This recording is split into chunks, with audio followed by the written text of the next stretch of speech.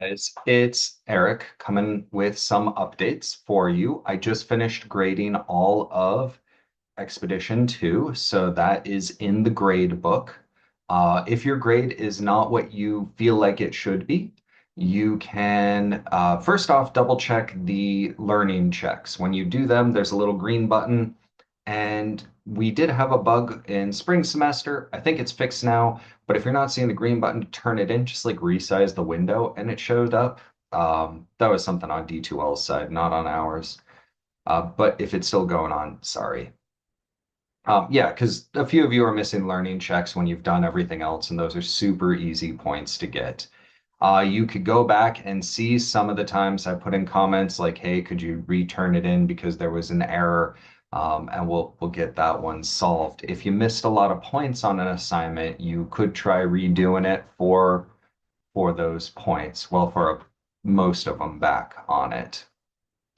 Um, Now that we're going into the rock labs pretty hard and you're going to be working on your field trip, I do want to talk about the kind of proof of work parts of the assignment. This is where it'll say, like, hold up the sample that you're using and talk about the thing you see on it. It's never going to be perfect. Like, this rock is very shiny to me, but it's not really shiny looking here. But I would say, like, look, this is some ore that I personally got from a mine job that I was doing, and it's a shiny mineral.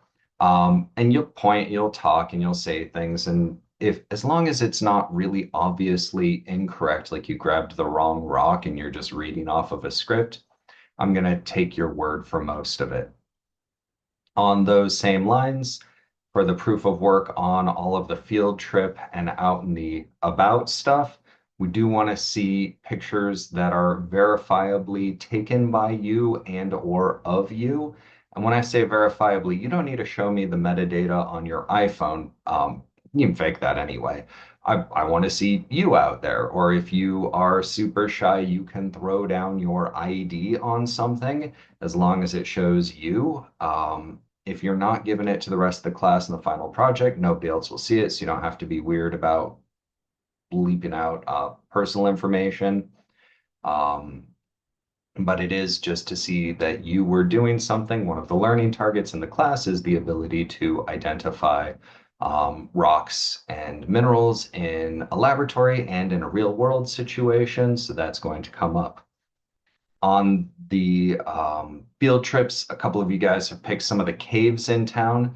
Some of the caves don't let you do photography inside or all the time, so you can use their pictures, give them credit on the field trip, and definitely get your proof that you were there is like a selfie at the entrance or in the gift shop or something.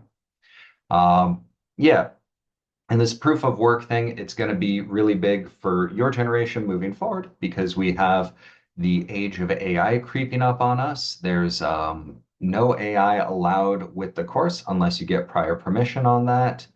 And it's really just to make sure that us at Pima are doing our job of teaching you how to do these things.